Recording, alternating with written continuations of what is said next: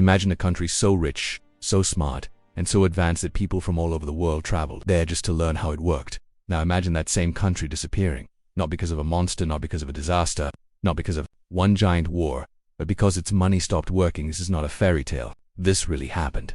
More than 1,000 years ago, in a place called Islamic Spain, also known as Al-Andalus. And this is how it rose. At a time when most of Europe was very poor, life was simple and hard. People traded cows for bread. Soldiers were paid with land promises. Banks barely existed. But Islamic Spain was already living in the future. People used real money. Markets followed clear rules. Cities were clean, bright, and organized. Money wasn't just used to buy things. Money helped run the whole society. Cities like Córdoba, Seville, Toledo, and Granada shocked the world. Córdoba had streetlights that lit the roads at night. Paved streets people could walk on easily. Hospitals that treated the sick. Public baths for cleanliness. Libraries filled with hundreds of thousands of books done at the same time. Many European cities were dark, dirty, and small, but here's the secret most people never talk about.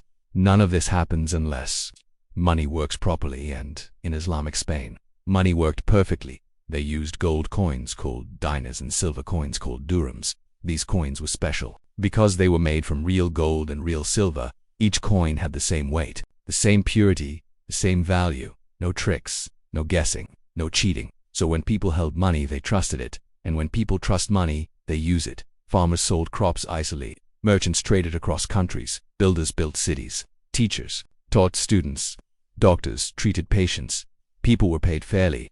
You didn't need to be born into a royal family to succeed. You didn't need noble blood to become rich. If you worked hard, you could rise. Money became a language everyone understood. Islamic Spain sat right in the middle of the world. Gold arrived from Africa. Spices came from the east. Pepper came from China. Ideas came from everywhere. Merchants didn't just trade goods, they traded knowledge. Math, medicine, science, engineering. This is why Europe later began to grow smarter. Islamic Spain became the bridge. Money also followed smart rules. Wealth was not meant to be hidden. Hoarding was discouraged. Cheating was punished. Lying in trade was shameful. Interest was limited. Speculation was disliked. Money was meant to move, not sit still.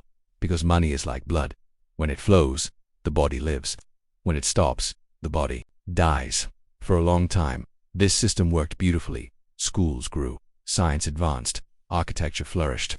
Different religions lived together. Knowledge was valued more than violence. Islamic Spain became one of the greatest civilizations in history. But here is the most important part.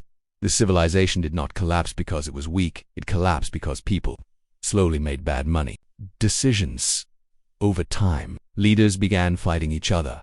One strong kingdom turned into many small ones.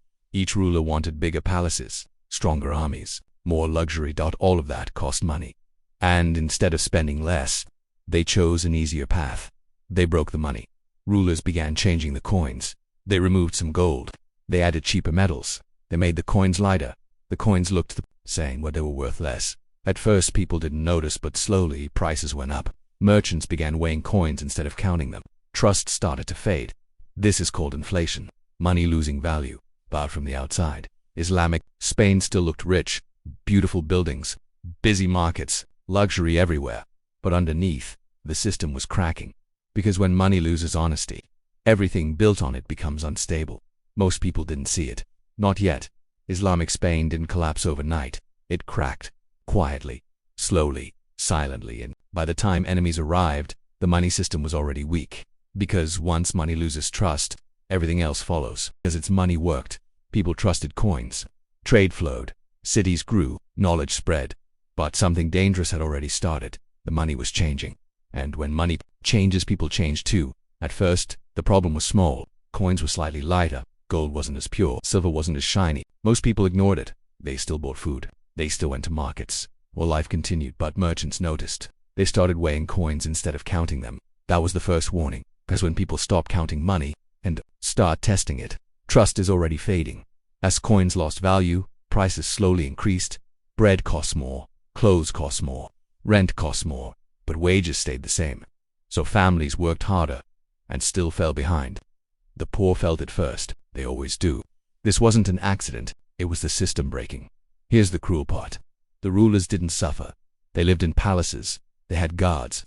They had stored wealth. When money lost value, they printed more. When people complained, they raised taxes.